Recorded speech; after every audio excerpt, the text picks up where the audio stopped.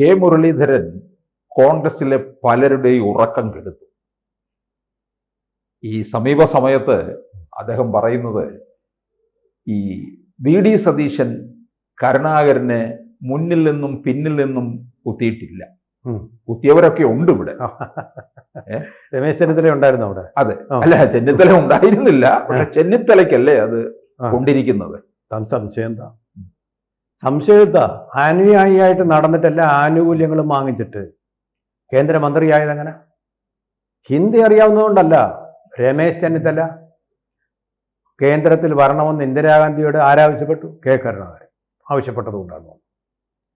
അതുപോലെ തന്നെ അദ്ദേഹത്തെ ഉയർത്തിക്കൊണ്ടുവന്ന് ഇത്ര ചെറുപ്പത്തിൽ KSU നേതാവായിട്ടിരുന്നു കൊച്ചു പയ്യനായിരുന്ന സമയത്ത് യൗവനത്തിൻ്റെ ആ ഒരു പ്രവേശന ഘട്ടത്തിൽ തന്നെ അദ്ദേഹത്തിന് അർഹിക്കാത്ത സ്ഥാനങ്ങൾ നൽകിക്കൊണ്ട് അങ്ങനെ അത്ഭുതപ്പെടുത്തിക്കൊണ്ട് പലരെയും കൊണ്ടുവരുന്ന ഒരു പതിവുണ്ടായിരുന്നു. അങ്ങനെ വന്നാണ് ഈ VS ശിവകുമാർ. അറിയൂ? അതെ, VS ശിവകുമാർ അതുവരെ മണ്ഡലത്തിൽ മത്സരിച്ചു.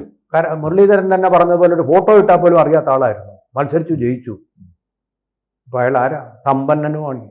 അതിനെ തുടർന്ന് അതിസമ്പന്നനും മുതലാളിയും ഒക്കെ ആയി അല്ലേ? നമുക്ക് ആ പേരറിയുമായിരുന്നു. ഇയാൾ ആരാ? നമ്മൾ അത്ഭുതപ്പെട്ടിട്ടില്ല എന്ന് അദ്ദേഹത്തിന്റെ പേര് കണ്ടിട്ട്. നമ്മൾ കാണുന്നത് തന്നെയാണ് അല്ലേ? അപ്പൊ അങ്ങനെ ഒരു MP ഒരു അട്ടിമറി സൃഷ്ടിച്ചു. അങ്ങനെ കോടോത്ത് ഗോവിന്ദൻ നായർ ആർക്കെങ്കിലും അറിയായിരുന്നോ? അദ്ദേഹം MP ആയി, കാസർഗോട്ട് നിന്ന് MP ആയി. ഓർമ്മയുണ്ടോ? കോടോത്ത് ഗോവിന്ദൻ നായർ. അതുവരെ അങ്ങനെ ഒരു പേര് കോൺഗ്രസിന്റെ രാഷ്ട്രീയ തലത്തിലോ അല്ലെങ്കിൽ പിന്നാമ്പുറങ്ങളിലോ കേട്ടിട്ടുള്ള ഒരു പേരല്ല. കരുണാകരന് ഇഷ്ടപ്പെട്ടു, അദ്ദേഹം MP ആയി. അങ്ങനെ ഒരാളാണ്. അതുപോലെ തന്നെയാണ് അദ്ദേഹം രാജ്യസഭാ സ്ഥാനത്തേക്കുള്ള മത്സരം വന്നപ്പോൾ വയലാർ രവി അതിൻ്റെ തലേദിവസം പത്രക്കാർ ചോദിച്ചു, നിങ്ങൾ എങ്ങനെ ജയിക്കും? ശക്തനായ AK ആന്റണി അല്ലേ? AK ആന്റണിയാണ് നിങ്ങൾക്കെതിരെ മത്സരിക്കുന്നതെന്ന് പറഞ്ഞു. അപ്പോൾ വയലാർ രവി പറഞ്ഞ ഒരു മറുപടി ഇപ്പോഴും എൻ്റെ ചെവി മുടങ്ങുന്നു. അത് ഞാൻ ജയിച്ചോളാം. ആര് ജയിച്ചു അവസാനം? AK ആന്റണിയെ തറ പറ്റിച്ചുകൊണ്ട് കരുണാകരൻ്റെ ആസൂത്രണത്തിൽ വയലാർ രവി പാർലമെന്റിലേക്ക് രാജ്യസഭയിൽ പോയ ഓർമ്മയുണ്ടോ? അപ്പം അങ്ങനെയൊക്കെ വളരെ അത്ഭുതങ്ങൾ സൃഷ്ടിച്ചുകൊണ്ട് വളരെ താണനില ഒരുപക്ഷെ ഇന്ന് കോൺഗ്രസിൽ ആരുമാകാതെ ഇരുന്ന് പോകുമായിരുന്ന ആൾക്കാരെ കൈപിടിച്ച് ഉയർത്തിക്കൊണ്ട് കൊണ്ടുവന്ന ആളാണ് കെ കരുണാകരൻ. കരുണാകരനെ കാർ അപകടത്തിൽപ്പെട്ട് വിദേശത്ത് അതാണ് പോയിന്റ്. അതിന്റെ ടേണിംഗ് പോയിന്റ് അതാണ് വിജയനാഥ്. അതിലേക്ക് ഞാൻ വരുന്നത്. അപ്പൊ ഇവർ രണ്ടുപേരും NSSന്റെ പ്രവർത്തന പാരമ്പര്യമുള്ള ആൾക്കാർ. ശിവകുമാറും അതായിരുന്നു, അതുപോലെ തന്നെ രമേശ് ചെന്നിത്തല. കോടത്ത് ഗോവിന്ദനായിരുന്നു അത് തന്നെ. അവിടെ നിന്നാണ് പൊക്കിയെടുത്തുകൊണ്ട് വന്നത്. അതുകൊണ്ടാണ് ഹിന്ദു സമൂഹത്തിന് മൊത്തം, പ്രത്യേകിച്ചും നായർ സമുദായത്തെ ഞാൻ തുറന്നങ്ങ് പറയുക, വളരെ സ്നേഹം കരുണാകരനോട് തോന്നിയത്. അദ്ദേഹം ഈ സമുദായങ്ങൾ ഒന്നും പെട്ടവരല്ല, ഒരു അമ്പലവാസി സമുദായത്തിൽപ്പെട്ട ആളാണ്.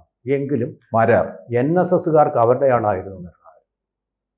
NSകാർക്ക് അവരുടെ ആളായിരുന്നു. ഇന്ന് കേരളം മുരളീധരൻ അത് തന്നെ. വട്ടിയൂർക്കാവിൽ അങ്ങനെ അദ്ദേഹം ജയിച്ചത് NSS സ്വന്തം ആളായിട്ട് അദ്ദേഹത്തെ കരുതുന്നുകൊണ്ടാണ്. സംശയമൊന്നുമില്ലാത്ത കാര്യം അത്. ഒന്ന്. ഇനി രണ്ടാമത്തെ കാര്യം, രമേശ് ചെന്നിത്തല ആശ്രിത വത്സലനായിരുന്ന കരുണാകരൻ്റെ എപ്പോഴും അനുധാവനം ചെയ്തുകൊണ്ട് അദ്ദേഹത്തെ ദൈവത്തെ പോലെ കരുതിയിരുന്ന ഒരാളാണ്. പന്തളം സുധാകരനും ആയിരുന്നല്ലോ, രമേശ് ചെന്നിത്തലയായിരുന്നു KSUവിൽ ഒരു കാലത്തെ രാഷ്ട്രീയത്തിൽ. പന്തളം കോളേജിലൊക്കെ ധാരാളമായിട്ട് രമേശ് ചെന്നിത്തല വന്നിട്ടുണ്ട് സമരങ്ങൾക്ക് വേണ്ടിയൊക്കെ, വളരെ അടുത്ത് പെരുമാറിയിട്ടുണ്ട്. അപ്പോൾ അങ്ങനെ വളരെ നല്ല പബ്ലിക് റിലേഷൻസ് കീപ്പ് ചെയ്യുന്ന ഒരാളുമായിരുന്നു. പന്തളം സുധാകരൻ പറഞ്ഞിരുന്നത് കരുണാകരൻ അദ്ദേഹം ദൈവമാണെന്നാണ് പറഞ്ഞത്. കാരണം ഈ പന്തളം സുധാകരനെയും പിടിച്ചുയർത്തിക്കൊണ്ട് വണ്ടൂർ എന്ന് പറയുന്ന ഒരു മണ്ഡലത്തിൽ ആദ്യമായിട്ട് MLA സ്ഥാനത്തേക്ക് മണ്ഡലം മുസ്ലിങ്ങളുടെ വോട്ട് കൊണ്ടാണ് പക്ഷെ ജയിക്കുന്നത് അല്ലേ? അപ്പൊ പിന്നെ മലബാർ മേഖലയിൽ മുഴുവൻ. അപ്പൊ വണ്ടൂരിൽ പന്തളം സുധാകരൻ എന്നപ്പോൾ ഞാനൊരു സംശയം ചോദിച്ചു, ഇദ്ദേഹം ജയിക്കും, വളരെ സുന്ദരമായിട്ട് ജയിക്കും. 2 തവണ ജയിച്ചു എന്നാണ് അവിടുത്തെ ഡെമോഗ്രഫി. അങ്ങനെ ജയിച്ചു, അത്ഭുതമായിരുന്നു. ഞങ്ങളുടെയൊക്കെ സീനിയറായിട്ട് പഠിച്ച പന്തളം സുധാകരൻ അങ്ങനെ MLA ആക്കി കൊണ്ടുവന്നതും ആരാ? ഈ കരുണാകരൻ. പക്ഷേ പന്തളം സുധാകരൻ പറയും അദ്ദേഹം ദൈവമാണ്, കാണപ്പെട്ട ദൈവമാണ് എന്ന് പറയും. പന്തളം പോലീസ് സ്റ്റേഷൻ്റെ ഉദ്ഘാടന സമയത്ത് ഞങ്ങൾ തമ്മിൽ സംസാരിച്ചത് പറഞ്ഞു, അദ്ദേഹം ദൈവമാണ്. പന്തളത്തെ പുതിയ പോലീസ് സ്റ്റേഷൻ കൊണ്ടുവന്ന അദ്ദേഹമാണ് കെ കരുണാകരൻ്റെ കാലത്താണ്. അപ്പോൾ അങ്ങനെ ദൈവം പിന്നെ പിന്നാക്ക ജാതിക്കാരെ ഒരുപാട് പേരെ ഉദ്ധരിച്ചിട്ടുണ്ട്. പിന്നാക്ക വിഭാഗക്കാർക്ക് ധാരാളമായിട്ട് പണവും വാരിക്കോരി ചെലവഴിച്ചിട്ടുമുണ്ട്. ആ ബാലൻസിങ് വരുന്നുണ്ട്. അപ്പോൾ ഉന്നത സമുദായത്തിൽപ്പെട്ട ആൾക്കാരെ ഉയർത്തി രാഷ്ട്രീയത്തിൽ കൊണ്ടുവരുമ്പോൾ പിന്നാക്ക സമുദായത്തിൽപ്പെട്ടവരെ അങ്ങനെ കൊണ്ടുവന്നു. അങ്ങനെ വന്ന ആളാണ് പന്തളം സുധാകരൻ. പിന്നാക്കക്കാർക്ക് ധാരാളമായിട്ട് സഹായം ചെയ്തിട്ടുണ്ട്. അങ്ങനെയൊക്കെ വന്നിട്ടുള്ള ആളിൻ്റെ വിശ്വസ്തരായിട്ടുള്ള അനുയായികളായിരുന്നു രമേശ് ചെന്നിത്തലയും പന്തളം സുധാകരനും. പക്ഷേ ലീഡർ ഒന്ന് കാലിടറി വീണപ്പോൾ പള്ളിപ്പുറം CRPF ക്യാമ്പിന് സമീപത്ത് വെച്ച് അദ്ദേഹത്തിൻ്റെ കാറെന്ന് പറഞ്ഞാൽ അതിശീഘ്രം ഓടുന്ന കാലം, മിനിമം സ്പീഡ് 80 കിലോമീറ്റർ. ഈ റോഡുകൾ ഇത്രയും നന്നായിട്ടില്ലെന്ന് അന്നേ 80 കിലോമീറ്റർ സ്പീഡിലാണ് അദ്ദേഹം ഓടിക്കുന്നത്. ഈ കാറിൻ്റെ സ്പീഡ് ലീഡർക്ക് ഒരു ലഹരിയായി. പക്ഷേ പള്ളിപ്പുറത്ത് വെച്ച് അവിചാരിതമായ, ഇതുവരെ ഗുരുവായൂർ അമ്പലത്തിൽ പോയിട്ട് തിരിച്ചു വരുന്ന വഴിയാണെന്ന് വളരെ എല്ലാ 1-ാം തീയതിയും ഗുരുവായൂർ പോകുമായിരുന്നു. പിന്നെ വളരെ പുലർച്ചെ വെളുപ്പാങ്കാലത്ത് കാറ്, സൈഡിൽ മരങ്ങളൊക്കെ ഉണ്ട്, അക്കേഷ്യ മരങ്ങൾ വെച്ച് പിടിപ്പിച്ചിട്ടുണ്ട്, അതിലേക്ക് തട്ടി തെറിച്ചു വീണു. ലീഡർ ഇനി രാഷ്ട്രീയ ഭാവി ഇല്ല എന്നൊരു ജ്യോതിപ്പിക്കുന്ന ഒരു അപകടമാണ് ഉണ്ടായത്. അപകടം ഉണ്ടായി കഴിഞ്ഞപ്പോൾ അതിൻ്റെ പെറ്റേന്ന് തന്നെ രമേശ് ചെന്നിത്തല പ്ലേറ്റ് മാറി അതിൻ്റെ വിശ്വസ്തതയും കൂറും എല്ലാം അദ്ദേഹം ഒന്ന് മാറ്റി. പതുക്കെ അദ്ദേഹത്തിനെതിരായിട്ട് രൂപപ്പെട്ട ഒരു രാഷ്ട്രീയ പ്രസ്ഥാനത്തിൻ്റെ ഭാഗമായിട്ട് തിരുത്തൽ ഗ്രൂപ്പ് വരുന്നത് അപ്പോഴല്ല. തിരുത്തൽ ഗ്രൂപ്പ് പിന്നെ കാർത്തികേയനാണ്, ജി കാർത്തികേയനാണ്. അത് ശൈലി ഇഷ്ടപ്പെട്ടില്ലെന്നും പറഞ്ഞു ഒരു തിരുത്തലിന് വേണ്ടിയുള്ള അവരൊരു മൂവർ സംഘമായിരുന്നു. അതെ. പക്ഷെ ഇദ്ദേഹം പതുക്കെ ഇനി ലീഡർക്ക് ഭാവി ഇല്ലല്ലോ എന്ന് വിചാരിച്ചിട്ട് പതുക്കെ ഒരു മറുകണ്ഠൻ ചാനൽ നടത്തി. ആ വിശ്വസ്തതയൊക്കെ ഉപേക്ഷിച്ചുകൊണ്ട്, ശരിക്കും പറഞ്ഞാൽ ഏറ്റവും ബ്രൂട്ടസ് എന്ന് ജൂലിയസ് സീസർ കരഞ്ഞതുപോലെ ഒരു കരച്ചിലാണ് ഒരുപക്ഷെ കെ കരുണാകരൻ്റെ ഉള്ളിൽ നിന്നുണ്ടായിരിക്കുക. പക്ഷേ ലീഡർ ആ അപകടത്തെ തരണം ചെയ്തു കേട്ടോ. അതെ, അത് അപാരമായിട്ടുള്ള ഇച്ഛാശക്തി കൊണ്ട് അദ്ദേഹം അതിന് നടുവിനൊരു ചെറിയ കൂന് പിന്നെ വന്നു. അത് ഇവിടെ വന്ന് പിന്നീട് നീന്തൽ കുളം, സ്വിമ്മിംഗ് പൂൾ, ഇങ്ങനെ നടുവ് നിവരാൻ പറ്റിയ ഒരു വ്യായാമമാണ്. വെള്ളത്തിൻ്റെ ഈ റെസിസ്റ്റൻസ് കൊണ്ട്, ബോയിൻസി കൊണ്ട് അത് മാറ്റാം. അത് തരം എന്താ പറയുന്നത്, ഒരു തരം നമ്മുടെ ശരീര ചലനങ്ങൾ കൊണ്ടുള്ള ഒരു ചികിത്സയാണ്. ഫിസിയോതെറാപ്പി എന്ന് ഇംഗ്ലീഷിൽ പറയും. അങ്ങനെ ഒരു ചികിത്സയിലൂടെ അദ്ദേഹം വളരെ അധികം പറഞ്ഞു. പിന്നെ ഒരു പ്രസംഗത്തിൽ അദ്ദേഹം പറഞ്ഞത്, 90 എത്രാമത്തെ വയസ്സിലാണ് അദ്ദേഹം മരിക്കുന്നത് ഓർമ്മയില്ല എനിക്ക് കൃത്യമായിട്ട്, എന്തായാലും ശരി, ഒരു പ്രസംഗത്തിൽ അദ്ദേഹം പറഞ്ഞേ, ഞാനിനി ഒരു 125 വയസ്സ് വരെ ജീവിക്കാൻ പോകും. വലിയ കയ്യടിയായിരുന്നു അദ്ദേഹത്തിന്. എന്ന് പറഞ്ഞാൽ ജനത്തിനിടയിൽ അദ്ദേഹത്തിൻ്റെ സ്വീകാര്യത വളരെ ഇതായിരുന്നു. പക്ഷേ ഈ പൊളിറ്റിക്കൽ റീഡിങ് നടത്താൻ രമേശ് ചെന്നിത്തലയ്ക്ക് കഴിഞ്ഞില്ല. ശരീരത്തിൻ്റെ ഒരു അപകടം പറ്റിയപ്പോൾ അദ്ദേഹം മറുകണ്ഠം ചാടി. പണ്ട് ഈ കരടിയുടെ കഥയുണ്ടല്ലോ, കരടിയെ 2 കൂട്ടർ പോയി. അതിലൊരാൾ കരടി വന്ന് മറ്റേയാളെ ആക്രമിക്കുന്ന സമയത്ത് മരത്തിൻ്റെ മുകളിൽ കയറിയിരുന്നു. ഈ രണ്ടാമത്തെ ആൾ താഴെ മരത്തിൻ്റെ മുകളിലൊന്നും കയറിയില്ല. മറ്റേ കൂട്ടുകാരനെ ഉപേക്ഷിച്ച് മരത്തിൻ്റെ മുകളിൽ കൂട്ടുകാരനെ രക്ഷിക്കാതെ പോയി കിടന്നു.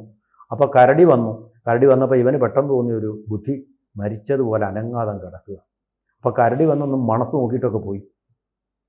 അപ്പോൾ താഴെ ഇറങ്ങി വന്ന കൂട്ടുകാരൻ ചോദിച്ചു, എന്തുവാടാ കരടി നിൻ്റെ അടുത്തൊക്കെ വന്നിരിക്കുന്നുണ്ട്? ആ പറഞ്ഞു. എന്താ എന്നോട് പറഞ്ഞത് കരടി? അതാ ഇങ്ങനെയുള്ള കൂട്ടുകാരെ ഒരിക്കലും വിശ്വസിക്കരുത് എന്ന് പറയുന്ന അത്തരത്തിലുള്ള മണിയനാന്ന് തോന്നുന്നു. എൻ്റെ ഓർമ്മ കുട്ടിക്കാലത്ത് പഠിച്ച കഥയാണ്. ആ കൂട്ടുകാരനെ പോലെയുള്ള ഒരു മണിയനായിരുന്നു രമേശ് ചെന്നിത്തല എന്നാണ് എനിക്ക് തോന്നുന്നത്. എനിക്ക് വളരെ വേദന തോന്നി. കാരണം ഞാൻ കോൺഗ്രസിൻ്റെ അയിപക്ഷക്കാരനൊന്നും ആയിരുന്നില്ല. പക്ഷെ നമ്മൾ ഇതിനകത്ത് ഈ VD സതീശന് മുരളീധരൻ ഇപ്പോൾ വാഴ്ത്തിയിരിക്കുന്ന സ്ഥിതിക്ക് ഒരു അവാർഡ് കൊടുക്കുന്ന ചടങ്ങിൽ വെച്ചാണ് ഇത്തരത്തിലൊരു പുകഴ്ത്തൽ നടത്തിയിരിക്കുന്നത്. അതിനകത്ത് നമുക്ക് വായിച്ചെടുക്കേണ്ട ചില കാര്യങ്ങൾ വരികയാണ്. 2026 UDF അധികാരത്തിൽ വന്നാൽ ഇപ്പോൾ പ്രധാനമായിട്ട് 2 പേരാണ് മുഖ്യമന്ത്രി സ്ഥാനത്തേക്ക് ഉയർത്തി കാണിച്ചു നിൽക്കുന്നത്. അതായത് രമേശ് ചെന്നിത്തലയും മറ്റൊന്ന് VD സതീശനുമാണ്. അപ്പോൾ ഇവിടെ VD സതീശന് കിട്ടുന്ന ഒരു പിന്തുണയല്ലേ മുരളീധരനിൽ നിന്ന്? ഇതൊരു ഹൈപ്പോത്തറ്റിക്കൽ ചോദ്യമാണ്. ഇപ്പൊ 3-ാം പിണറായി ആണെങ്കിൽ ഒന്നും ഒരു സാങ്കത്യമില്ല. പിന്നെ തന്നെയല്ല, മുരളീധരൻ വിചാരിച്ചപ്പോൾ ഒരു ചുക്കും ചുണ്ണാമ്പും നടക്കാൻ പോകുന്നില്ല. ഇപ്പൊ തീരുമാനിക്കുന്ന മുഴുവൻ KC വേണുഗോപാലാണ്. അദ്ദേഹത്തിനൊന്നും മുഖ്യമന്ത്രി ആയിക്കൊള്ളാവുന്നുണ്ട്, അതുണ്ട്. പക്ഷേ ഈ മുരളീധരനെ തന്നെ KC വേണുഗോപാൽ വെട്ടാൻ നിൽക്കുകയാണ്. അതെ, അതുകൊണ്ട് തന്നെ ഈ ഭൈമീ കാമുകന്മാർ ഒരുപാടുള്ളത് കൊണ്ടും അവരെ സംയോജിപ്പിട്ട് ഐക്യമായിട്ട് നിർത്താൻ KPCCയുടെ ഇപ്പോഴത്തെ ദുർബലനായ പ്രസിഡന്റിന് കഴിയാത്തതുകൊണ്ടും എനിക്ക് തോന്നുന്നത് മണ്ണും ചാരി നിന്നവൻ പെണ്ണും കൊണ്ടുപോകും ആ സ്ഥിതിയിലേക്ക് കാര്യങ്ങൾ പോകുമെന്ന നമുക്കിപ്പം ഒന്ന് റീഡിംഗ് എന്ന് പറയുന്നത് വരും നമ്മുടെ സങ്കല്പം മാത്രമാണ്. ഇനി എന്താ സത്യമായിട്ട് സംഭവിക്കാൻ പോകുന്നുള്ളത് നമുക്ക് അറിയാനും പാടില്ല. കൂടുതൽ വാർത്തകളും വിശേഷങ്ങളും നിങ്ങളിലേക്ക് എത്താൻ ABC മലയാളം സബ്സ്ക്രൈബ് ചെയ്യുക, ബെൽ ബട്ടണും അമർത്തുക.